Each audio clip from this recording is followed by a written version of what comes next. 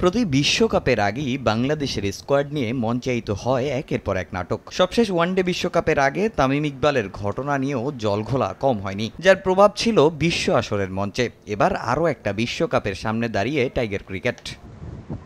প্রথমে নিউজিল্যান্ড, এরপর ভারত, অস্ট্রেলিয়া, ইংল্যান্ডের মতো বড় বড় দলগুলো নিজেদের প্রাথমিক দল ঘোষণা করেছে। আইসিসির কাছে দল পাঠালেও এখনও গণমাধ্যমে দল জানায়নি বিসিবি, যা দেশের ক্রিকেটের জন্য ইতিবাচক কিছু না বলেই মন্তব্য এই ক্রিকেট বিশ্লেষকের। কেন হয় এটা বলা খুব মুশকিল, বাট কিন্তু এটাই বোধহয় আমাদের ট্রেডিশন। এর আগেও আমরা দেখে এসেছি যে শেষ মুহূর্ত পর্যন্ত আমাদেরকে অপেক্ষা করতে হয়েছে এবং তারপরেও আনশিওর থেকেছি আমরা। আমাদের পুল এত ছোট, এখানে চাইলেই কিন্তু অনেকের মধ্যে দল করার সুযোগ নেই, কিন্তু হাতে গোনা কয়েকজন খেলোয়াড়ই এখানে আছে।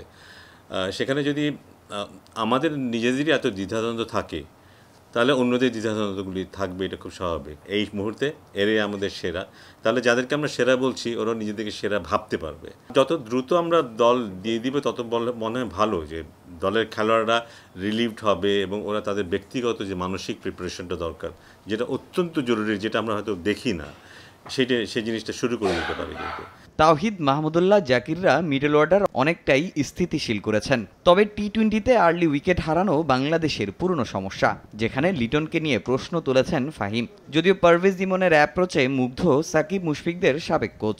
তাওহিদ হৃদয়, জাকির অনেক, এরা যে ধরনের ক্রিকেট খেলে, এই ধরনের ক্রিকেট কিন্তু আগে কেউ খেলেনি। সো এটা একটা ইতিবাচক ব্যাপার যে আমাদের দলে এই ধরনের খেলোয়াড়ের উপস্থিতি আছে। এখন লেগ স্পিনারের কথা আমি বললাম, যে রিশাদের কথা বললাম, Rishad can be a match winning player. আমাদের মিডল অর্ডার ব্যাটিংটা নিয়ে আমি খুবই এক্সাইটেড। বোলিংটা আগের তুলনায় ভালো হয়েছে, আমাদের পেস বোলিংটা আগের তুলনায় ইমপ্রুভড। শুধু আমাদের সংখ্যার জায়গাটা বোধহয় টপ অর্ডারে ওপেনারদের নিয়ে সংখ্যাটা আছে।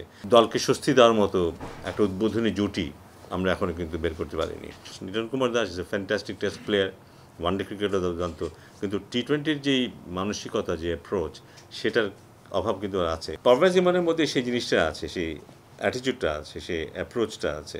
আইপিএলে ঝরছে রানের ফুলঝুরি, 250+ স্কোর হয়েছে অনেকগুলো ম্যাচে। তবে বিশ্বকাপের চিত্রটা হবে ভিন্ন, যদিও টাইগারদের মানসিকভাবে প্রস্তুত থাকার পরামর্শ এই ক্রিকেট বিশ্লেষকের।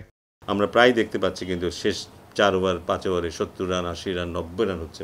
এগুলি চ্যালেঞ্জগুলি কিন্তু আমাদের সামনে আসবে। কিন্তু তো আমার ধারণা যে আইপিএলে আমরা যেটা দেখছি সেটা বিশ্বকাপে দেখবো তা না, আমার মনে হয় না এতটা রান হবে বিশ্বকাপে। বাট তবুও 200 রান তো ডেফিনেটলি পার স্কোর হবে, এমনকি তার চেয়ে বেশি হতে পারে। সো আমরা ব্যাটিং করলে আমাদেরকে 200 রান করতে হবে, কিংবা আমরা যদি চেস করি আমাদেরকে হয়তো 200 রান বা 200 রানের বেশি রান চেস করতে হবে।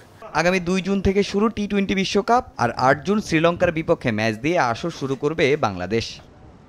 তামিম হোসেন, সময় সংবাদ, ঢাকা।